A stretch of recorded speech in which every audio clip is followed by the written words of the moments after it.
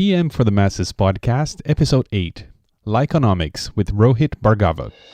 Project managers, have you ever felt like you should get that promotion or a better job? Start a business, write that book. Have you ever felt you were made for more but didn't know where to start? Welcome to the PM for the Masses podcast with your host, Caesar Abaid. Learn from the experts, think outside the box, have a voice, network, and be extraordinary. PM for the Masses podcast. Hello everyone, my name is Caesar Abaid, your host, and once again, this is the show where we bring you project management and project managers, where we bring you PM concepts, but also stories of successful project managers. And the show where I aim to bring you conversations that would both inspire you and instruct you. So, my question today is, do you like me? Do you? Or let me ask you this way. If I were to ask your coworkers or team members whether they liked you, whether you were likable, what would they say?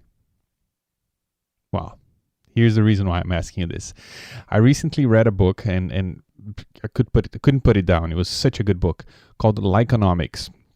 And this is an Amazon #1 bestseller in a number of categories, including global marketing and motivation and self-help and 6 other categories. Very popular book.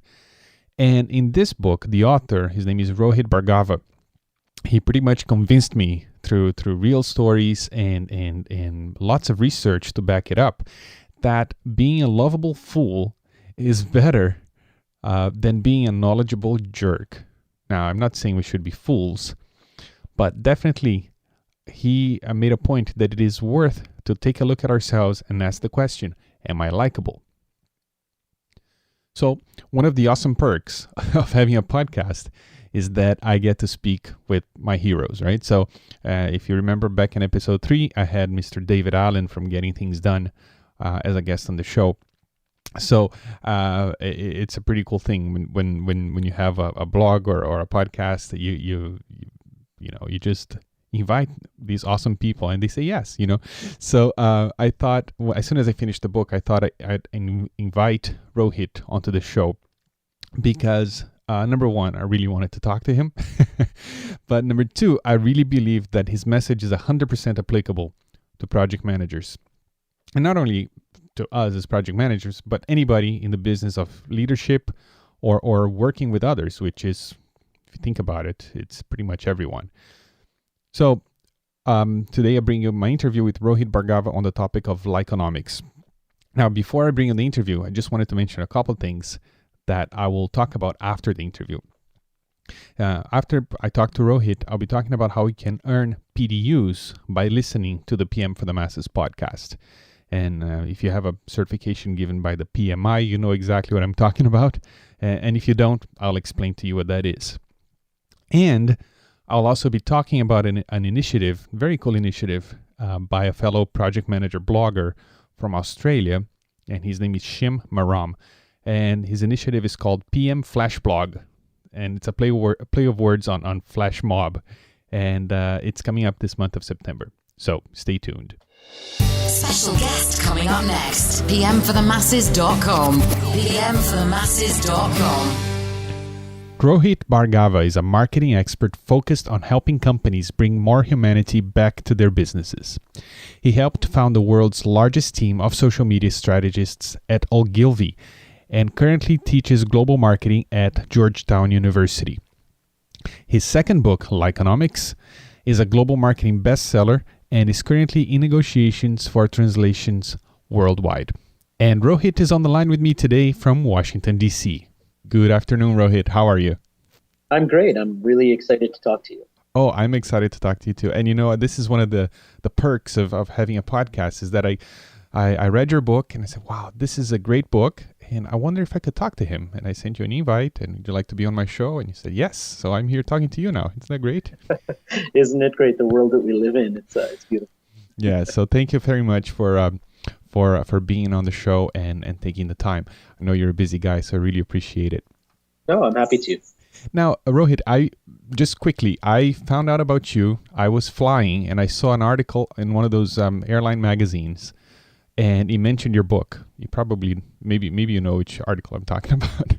And I thought to myself, this is right up my alley. I took a picture of that magazine and I came home, and first thing I did was to go and get the book, and I read it pretty quickly because it was really, I have to say, it almost gave me a stiff neck. I was really nodding my head a lot. That's good. That's a good sign. Yeah. So, and just before I press the record button here, you told me that you started your career as a project manager. Can you tell us a little bit about that? Yeah, absolutely. I mean, it was funny when I first graduated from my undergraduate degree, which was in English literature and Irish poetry, if you can believe that. I studied some marketing also, and I decided that I wanted to have an adventure, so I took off and moved to Australia. And when I first got there, the only job I could get was a 3-week short-term job doing HTML programming. So this was in 1999. And I realized pretty quickly that one of the main reasons why projects bring on freelancers is because of poor project management planning. And that's actually what happened in my case. And so I was brought in, and after 3 weeks, that company hired me to be a web project manager. And we had our own terminology for it, so we called ourselves producers. But basically we were project managers. We were doing project plans and building websites. Uh-huh. Very interesting. See that most of my guests are project managers, but every once in a while I have someone who is not, and I thought you weren't, but you are too, so you qualify. I was. I don't think I do that anymore, but I have an appreciation for it. Very good. Okay.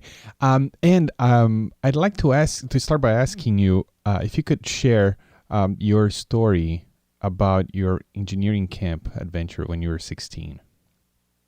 Yeah, absolutely. That's digging one out from a random place. Yeah. So like a lot of Indian kids with Indian backgrounds, I grew up with parents who said, maybe you might want to be an engineer, or you might want to be a doctor, or one of these so-called respectable careers. Definitely not Irish poetry. So one of the things I did when I was 16 is I went to an engineering camp, and at that camp, one of the things that we got immediately separated into was teams. And we all had technical challenges, so some sort of thing that we had to build. And I pretty quickly was rejected by my team because I didn't really have the right geek credentials. I didn't really have the ability to help them. And so since I was abandoned by that team, I ended up sort of becoming the social camp counselor, if you will, of this entire camp, which was all boys, all 16-year-old boys. So I started organizing like Frisbee competitions and band nights, and I was like the cruise director on a cruise for an engineering camp of boys. And at the end of the camp, which was 3 weeks long, they had everyone present their projects, and my team presented projects. And then they had a couple of awards for best projects, and they had a personal award. And one of the personal awards was to be what they called a good citizen. And I ended up winning that award. So it had nothing to do with engineering at all. And I sort of came back, and then I told my parents that I'd won that, and I realized that maybe engineering wasn't really where my future was meant to be. Maybe it was something in more relating to people. And that's where I ended up, being more of a person who focused on people rather than technology and solutions. Very good. And I asked you to share that story because this is, and I've talked about this before here on the show, and project managers, they usually start with a technical position, and then they get promoted to cruise director, Yeah. and then they find themselves in, now it's a whole different set of skills. And that's why I think your book, Likeonomics, is really applicable here, because I think if you're likable in that position, it can really, really help you not only get the project done, but also, work with your team and compel people to all go in the same direction. And this is such a great story because that's what you did there, isn't it? Yeah, I mean, it pretty much exactly it was. And I think that this principle of people choosing to work for you, not only choosing to work for you or with you, but choosing to work harder for you based on your likability is one of these universal things that actually I ended up finding a lot of research pointing towards as well, which was an important thing for me, because anytime you come into a business environment with skeptical business people and you say to them, hey, if you're just more likable, then everything will work out. And people don't necessarily believe you, right? I mean, who are you to tell them that likability matters, and isn't it just a soft skill anyway? I mean, why is it that important? And what was fascinating was I came across so much research that essentially pointed to this idea that we don't just do things based on whether it's our job or based on command and control type of leadership. The leaders who are most respected actually are the ones who are most liked also. And so this false choice that we often think about between likability or respect, which is, do I want to be respected or do I want to be liked, isn't really a false choice, because the leaders who are most respected actually are most liked also. Mm-hmm. And this reminds me of a part of your book when you talk about the lovable fool, and you had a little chart, right, with the squares. Can you talk about that? Yeah, so that was based on a piece of research that came out of a Harvard and Duke researcher collaborating. And essentially what they did is they asked over 10,000 employees to all segment their colleagues based on two criteria. One criteria was likability, and one was competence. And so there were people who were highly competent, highly likable. They were the superstars. And there were people who were low competency, so they weren't really that good at their job, and they weren't really likable either. And the study called those people incompetent jerks. And, the other two segments, so obviously nobody wants to work with an incompetent jerk, and everybody wants to work with a lovable superstar. But the real question was, what happens if you have a lovable fool, as the study called it, which is somebody who is high likability but low competence, or a competent jerk, which is somebody who can do the job but is kind of a jerk? Who would you choose to work with? And what they found when they actually went through that process and then looked at who people actually chose, people chose based on who they would rather work with, much more than they chose based on competence. Because usually in a work atmosphere, it wasn't that someone was, the names kind of skew the way that you think about people, but it's pretty rare that you'll have somebody who's just a complete incompetent, who is not good at anything, right? And hopefully you can manage to get rid of that person. The more likely situation is you have some people who are better at certain things and some people who aren't as good.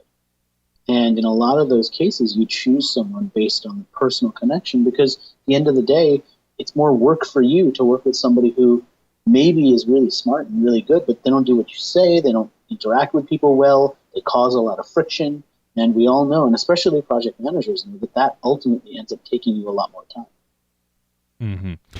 And this is also applicable in a different sense as well, because there is ongoing, never-ending debate in project management, which is, do you need to have the technical skills to lead a project in that field? So, for example, if you're going to be let's say, a project manager for a web development company, like you said, do you need to know HTML? And I think a lot of people get promoted. And a friend of mine just sent me an email. I asked him if he had any suggestions for future topics here on the show, and he told me he was just promoted, and he was feeling a little bit uneasy because a lot of the people under him now had all these technical skills that he was not familiar with. And so I ask you about this because not that he's a fool, but Yeah. but if he's lovable, even if he's not completely 100% knowledgeable in that area, that can be more effective than if he was the master of all mastery in that area, but was unlikable and really hard to work with. Do you agree? Well, I think that likability in a lot of ways makes you more effective or less effective. So whether you have the technical skills or not, being likable as a way of describing your ability to personally connect with people is always going to be really, really important. But your question is an interesting one about the technical ability, because I do think that there's this separation, particularly for project managers, around having a level of understanding of something so that you're not either going to be naive about it or be taken advantage of by people who say, oh, that's going to take 6 weeks, when actually it'll take 2 days. So there's that level of knowledge. And then there's the level of knowledge of you could do everyone's job for them if you had to. And I think a lot of times we put our pressure on ourselves when we're managing projects or in a leadership position of being that person who could do everyone's job if we had to, but we're just not because we're managing. And I don't think you need that. And if you look at true leaders in large organizations, they understand that they can't do everything, but they're really good at learning enough about everyone's role so that they can speak to them intelligently about what it is that they do. So, and really, to me, it's about having an open learning mindset so that you can understand enough about someone's job so that when you interact with them, they can understand your position of leadership, and they don't have to think, oh, this person could do everything I can do, right? They actually want to be the expert in whatever they're the expert in. But you need enough knowledge to be able to speak intelligently to them about what they do. And if you don't have that, then you start to lose respect. I agree 100%. That's very well put. Rohit, we also talk about here in project management that, and depending on what publication you read, what book you read, the number varies. But the fact is, project managers are in the business of communicating. So some books will say that 90% of the project manager's time is spent communicating. How does being likable and liked help one communicate? Well, I think it helps in a couple of different ways. The first is we've all been in that situation where we've had something to communicate and we have to capture people's attention in order to do that. And being likable gives you that personal connection so that people will actually pay attention when you start to share something with them or communicate with them. So the first is getting over that switch off moment, as I sometimes call it, which is for certain leaders, for certain people, and we've all experienced this, who don't have a good relationship, anytime they come up and start to talk to someone, that person's already mentally checked out before they even start to talk, because they don't have that connection. They don't want to be talking to them. They've got other things to do. It's too busy. This person's an interruption. Whatever the excuse is. So I think that number one is you have that relationship where you're much more likely to have people actually listen to what you need to say and pay attention. But I think the other thing is that likability and personal connection leads people to tell you things that they wouldn't ordinarily tell you. And a lot of times, particularly depending on the work environment that you're in, if it's a very top-down type of environment, the worst thing that you can have happen in a lot of cases is someone who has a level of expertise and knows a better way of doing something or a faster way of doing something, but they're afraid to tell management, and they're afraid to tell people, and therefore they do it in the slower, less efficient way, or maybe they make a mistake because they know that they're doing it in the way that someone told them to instead of applying their own mental muscle. And when you have that likable connection, they're much more likely to come to you and say, actually, there's a different way of doing this. I actually have a better idea. They feel more empowered, they're happier in their job, and actually you get the job done better, faster, more efficiently, whatever the metric is that you're using. Yeah, and there's trust, correct? Trust, exactly. Yeah, and which takes me to one point that you make in the book. You talk about the fact that we live today in, I think the term you use is society of distrust. How can we perhaps take advantage of that by being likable? Well, I think, my research into this idea of the society of distrust was really based on the fact that we're surrounded by so many different messages of manipulation. And, marketing on some levels to blame for that. I mean, we get a lot of messages of people selling things to us. We get media that's been manipulated to speak in one way or another way. And so everybody's guard is higher as a result of that because we're surrounded by these things. So I think when it comes to likability helping to solve that, it basically comes down to the principle of word of mouth and personal trust, which is I'm far more likely to trust a person rather than an organization. And I'm far more likely to trust people who I have a face-to-face connection with at some point. It really comes to this idea of a lot of us work in virtual teams, right? And some of us maybe, I had this situation all the time where I've been working with someone for 4 years on multiple projects, and we've never actually physically met in person. And, the business environment's kind of like that. And I think I've seen over and over again, based on team collaboration, that those relationships, they can work, but they tend to get better and stronger if people do have that face-to-face connection. If they do know each other actually in real life, even if they're in completely different parts of the country or parts of the world. The face-to-face connection still makes a difference. Still makes a difference for people's level of comfort with one another, no matter how good your virtual tools and your video comfort are. Mm-hmm. And one thing also that is on the project manager side is the fact that a lot of times the project manager has no corporate or organizational authority. Right? He has picked out, hey, can you manage this project for us, and we'll assign you these resources. But really, the project manager is not really the resources' boss, right? So do you think that perhaps instead of working on the authority side of things to get things done, perhaps work on your likability would be more effective? Yeah, I do think that makes likability so much more important in those situations, because the typical levers of influence that you might ordinarily be able to exert, particularly when it comes to hiring, firing, those types of extreme behaviors, they may not be available to you. You may just get the team that you get. And particularly when you're sharing resources, which is a very common thing. I mean, I had this all the time being an agency guy, which is I was working on multiple projects. And all my projects had deliverables, and I had timelines, and I had deadlines, and I knew all of those things. But when I think about the clients and the teams that I went above and beyond for, the ones that I thought about creative ideas for in the shower, the ones that I just kind of couldn't stop my brain from continuing to think about, they were the ones for the people that I liked. Either I liked the project manager better, or I liked the account manager better, or I liked the client better. And therefore, those were the ones that I just gave that extra level of effort, so that cliche of giving 120%, and they're the only ones that actually got 120%. Everybody else maybe got 80, 85, 90%. But there's a lot that happens in that last 25 or 30%. That's really important. Right.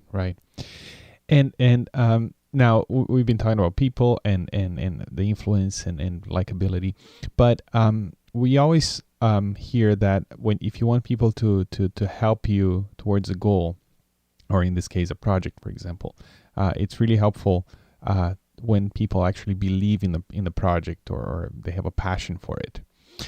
Do you think it's possible to not just make yourself likable, but make a project likable? Yeah, I think it happens all the time. I mean, I think people follow leaders, and I say that in a sort of aspirational sense, because just because you have the title of senior project manager doesn't really make you a leader. It just makes you a manager.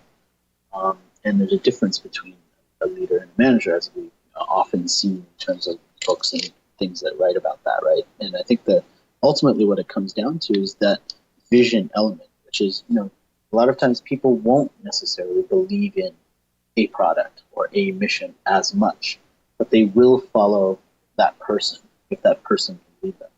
And sometimes it works and sometimes it doesn't work. But we do live in a world where, this is one of the big ideas I'm pursuing right now that may eventually turn into something bigger, like a book or piece of research or something like that, which is that we really are in this age of forced equivalence, where products and services are pretty much the same to anyone who's outside of a particular industry.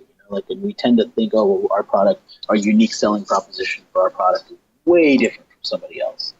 But within a couple of weeks, they change or tweak their model, and all of a sudden, they're basically the same. Nobody can tell the difference.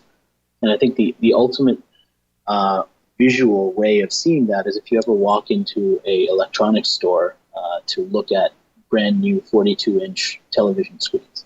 I challenge you to see a real difference between one product from one company and one product from another one. It's such minuscule differences that, ultimately, nobody knows what they're looking at.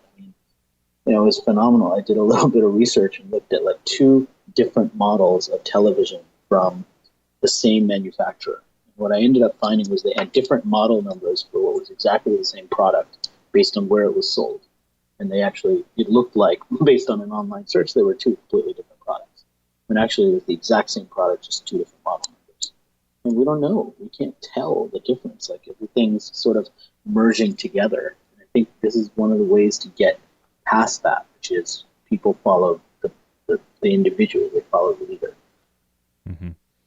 Yeah, that's the one thing then that will always be different for you is to be yourself, I guess, and be likable that way, because that's people can't emulate that without being fake.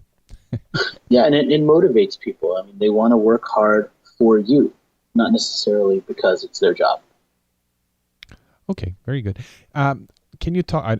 We don't have a whole lot of time here, and I don't want you to spoil the book for people. But can you talk quickly, maybe about the 5 principles of Likeonomics, what they are? Yeah, absolutely. So I tried to keep it to a fairly simple acronym for the book, which was trust. Yeah, that was the acronym I used, and it stands for truth, relevance, unselfishness, simplicity, and timing.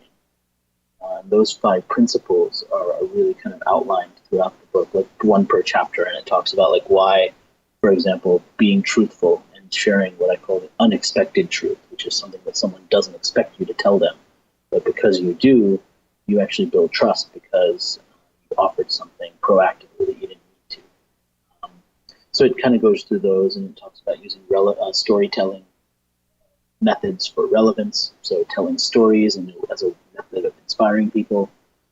Unselfishness being to think about someone else's experience, put yourself into someone else's shoes. Being empathetic, for example, has a real business value and actually builds trust as well.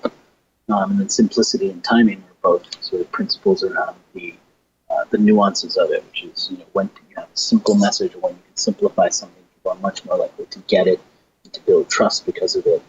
And timing being in that right moment and really paying attention to when someone is making decisions or when they're actually in those moments of high panic or low panic in project management. Right.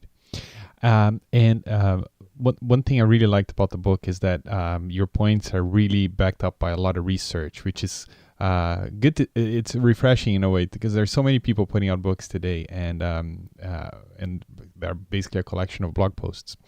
But Yep. in your case, it's really a serious book full of research, and not only that, full of stories. The first letter of trust is T, and you talk about truth. And I think it's around that time that you mentioned the example of Oprah. Can you talk about Oprah a little bit? Yeah, Oprah is a fascinating one because, I mean, she has an entire effect named after her, right? I mean, the Oprah effect was she mentions something on her show, and millions of people go out and they buy it. Or she brings someone on her show and says, vote for this guy, and millions of people go and vote for him for president. And, when you come to looking at how she built that trust, one of the things that I think, and this is a theory I put into the book, I think was really important for her was this moment early on in her career when she actually had a show all about the sensitive topic of child abuse.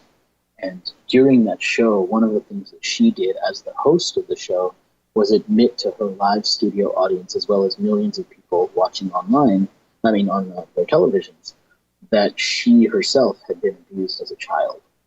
And, in the media environment of today, where we see stars sort of tweeting and doing all sorts of stuff, it's not, doesn't have that type of significance. But if you imagine more than 20 years ago, the TV environment of the talk show host being a very guarded sort of personality, she really broke out of that by doing that. She actually revealed something about herself that no one expected her or any talk show host at the time to do.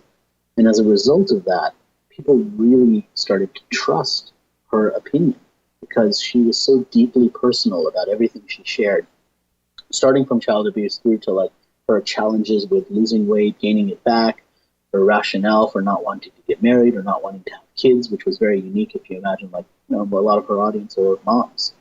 So to have that perspective herself, you would think would alienate her from her audience, but it didn't. It actually just made them fonder of her because she always focused on the truth. So I think she's sort of that ultimate example of someone who's become, I think, according to some surveys, like the most powerful woman in the world, or at least top 5. She's reached this pinnacle through sharing the truth. Very good. Very good. Yes. Whether people like her or not, you can't deny the fact that she really is an influencer. Yeah, And that that's, is true. yeah. Okay. Now, you also talk about one of the, I think it's the S in trust is simplicity. And can you talk about a little bit about that, especially when we're talking about like a corporate environment in which there's a lot of lingo, a lot of, all those buzzwords. Talk a little bit about that, if you don't mind. Yeah, so simplicity is always a difficult one, because when you reach technical professionals in particular, the easy thing to think is, well, my expertise requires this to be complicated, and I can't simplify it too much further because it's a complicated thing. And I think what you find over and over again is even the complex things, when you start to simplify them, you start to simplify the challenges that you're likely to face and how you're going to deal with those challenges. So a lot of what I talk about in the book is how to get past this bias towards keeping things complicated because it's a symbol of expertise. And when we're dealing with serious things, they have to be complicated. That's the perception. And the reality is that actually it takes a lot more work and effort sometimes to make things simple. But when you do, all of a sudden you have much broader understanding. People understand what they're working towards. They understand the goal. In some cases, when you're working on projects, you may cut certain aspects of what you were doing before because you realize that it's not part of what you actually need to do. So you might hone down on what you're building in the first phase of a project. It really helps you to solve a lot of challenges if you can focus on simplicity. Yes. And even before I read the book, this is a decision I made here when I started this podcast, is I'm going to keep it down to earth and simple, because it's really easy, when there's so much content being written out there about managing projects, and we start talking about stakeholder management and resource allocation and things like that, and after a while it kind of these terms lose their meaning because we say it so much and we forget what they mean. And I think it's, instead of talking about resources, it's better to talk about people, stakeholders, instead of, I think it's better to talk about people and people who are involved in the project. So I really believe in that. When it comes to simplicity, I'm trying to keep this show really simple. And when I read that in your book and there's research behind it, I felt really validated. Yeah, I think it's, I think there's plenty that points towards that being a really important thing. And there's lots of sort of really, really powerful products and services that I argue in the book have been launched purely on the basis of being more simple than their competitors. The iPod was more simple than the competitors. The Dyson vacuum cleaner in some ways was more simple than competitors. Twitter is the simplest form of communication, more simple than other apps. The flip cam, the list goes on and on and on. Products that have won based on simplicity. Right. Google, right? Yeah, that's right. Google. Yep. Very good example. Now, for the listeners, for let's say project managers listening right now, just so they have something actionable, right? What would be your number tip they can start implementing today so they can start becoming more likable? So one of the things, and maybe I'll focus a little, getting a little more tactical. I think the framework of the book is, likability is like the macro concept. So if you do these smaller things, you will ultimately be using likability to your effect. But, if you get on a more micro level, one of my favorite tips, and I use this all the time when I was, a producer and building websites, was to simplify. It was around simplicity, is to buy regular size Post-it notes, so those kind of 2.5 inch by 2.5 inch squares, regular size Post-it notes, and a large thick Sharpie, and use that only for writing down ideas for brainstorming. So instead of whiteboarding everything, the downside of whiteboards being you can write a lot of stuff, and also you can't really reorder things in different orders because it's all written on a whiteboard. Instead of doing that, use Post-it notes and a thick Sharpie. What ends up happening is when you capture each idea or feature or whatever it is on an individual Post-it note, you can move them around, but more importantly, because you're using a large Sharpie and a small piece of paper, you're forced to choose fewer words because you just can't fit them. on a small Post-it note with a large, thick Sharpie. It just won't. You can't write small. It's impossible. So you're forcing yourself to simplify just by nature of the tools that you're actually using, instead of having to create some sort of mental behavior, which we all kind of sometimes ignore. We're like, oh, we're going to use fewer words, but then we don't actually do it. So use the Post-it Sharpie trick, and it will help you to simplify. Very good. Great advice. Some people can implement right away. Now, let's keep this simple and let's wrap it up here. But before we go, I really need to ask you a question. Please don't crush my feelings. Okay. Do you like me? Of course I do. Very good.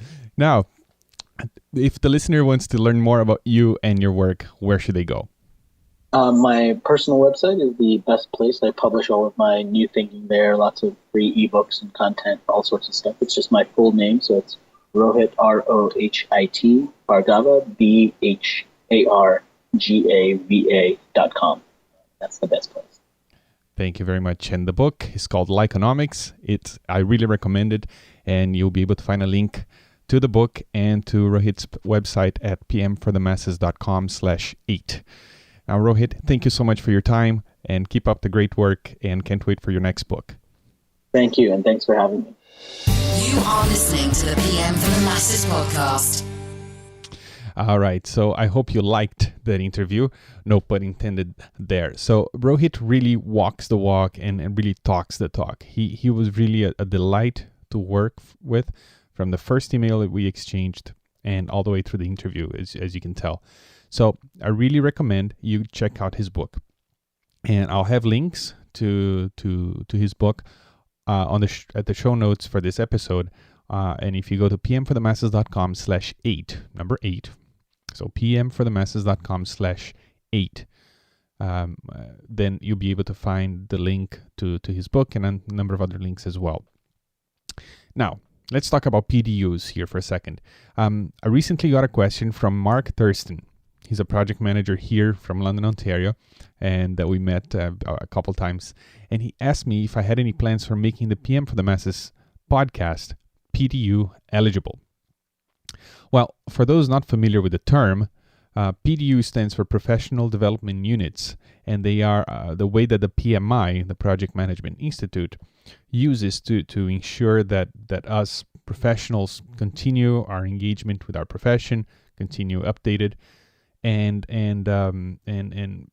become eligible to renew our certification. So depending on the certification that you have, you need to obtain a number of PDUs every few years to keep renewing your certification, to keep updated. So in my case, for example, I have the PMP certification, and for me to keep certified, I need to obtain 60 PDUs every 3 years. So, do I have plans for making the PM for the Masses podcast PDU eligible? The answer is it already is eligible. Okay, so here's the deal. There are 6 categories of PDUs that one can earn, and they're split into 2 divisions. Okay, there's the education division and the giving back to the community division. And I'm not going to go into all of those here, but in the education division, there are 3 categories, A, B, and C. A has to do with courses, B has to do with continuing education, and C has to do with self-directed learning. Okay. Now, if you look at the definition of category C, it says there that, and I'm just going to read straight from the material that the PMI puts out, and it says that you can earn PDUs for self-directed learning activities, which are individualized learning events involving personally conducted research or study. Learning may include informal activities such as reading articles, books, or instructional manuals, watching videos, using interactive CD-ROMs, podcasts, or other source materials. Qualifying activities must be relevant to project management, project risk, project scheduling, or program management. They need to meet a specific purpose and use knowledgeable resources. Okay? So as you can tell, podcasts qualify, right, for category C PDUs. And the rule is you get 1 PDU for each hour of podcast listening, and they have to be around the same topic. So as you may have noticed, My interviews, they're not necessarily an hour long. They're between 30 to 45 minutes. So for example, if you put today's episode 8 and episode 2 together, you can you can definitely claim one PDU, one category C PDU, and you can mention communication management when you claim it. Because the episode 2 and episode 1, episode 8, they kind of overlap in that way. So that's one way that you can claim a PDU right there. So for more details, you can go to pmforthemasses.com/8. And I'm adding a link there to the PMI chart that talks about this, so you can see it in more detail. So if you go to pmforthemasses.com/8, and you can go there and you can find the link at the bottom of the post. And Mark, thank you very much for that great question. I'm sure a lot of listeners out there were wondering the same thing. So thank you. Now, let's talk about this Flash blog thing. I was recently approached by Shim Sharam from Australia about a very cool project. He basically approached dozens of PM bloggers and asked us to write a blog post with the same title to be released on the same day at the same time. Okay, so the topic will be, quote, "What does project management mean to me? A project manager's sermon," end quote. So I will be posting a blog and also a podcast episode on the topic when the time comes. So stay tuned. I believe that the date is September 25th, 2013. So stay tuned. It'll be a great opportunity not only for you to participate, but also to be exposed to a lot of other great bloggers out there. A lot of the bloggers on his list I was not familiar with, so it's already been helpful to me to get to know some new bloggers. So thank you, Shim, for this initiative. I'm looking forward to writing this blog post and doing a podcast episode on the topic. PM for the Masses podcast. And that's it for today, folks. I really like to thank an individual named VVGY for the awesome review he left me in iTunes. He mentions that he was listening to Peter Taylor's podcast, Peter Taylor's own podcast, when Peter mentioned the PM for the Masses podcast. And then I'm going to quote here. He says, "I could not wait and subscribe to this podcast.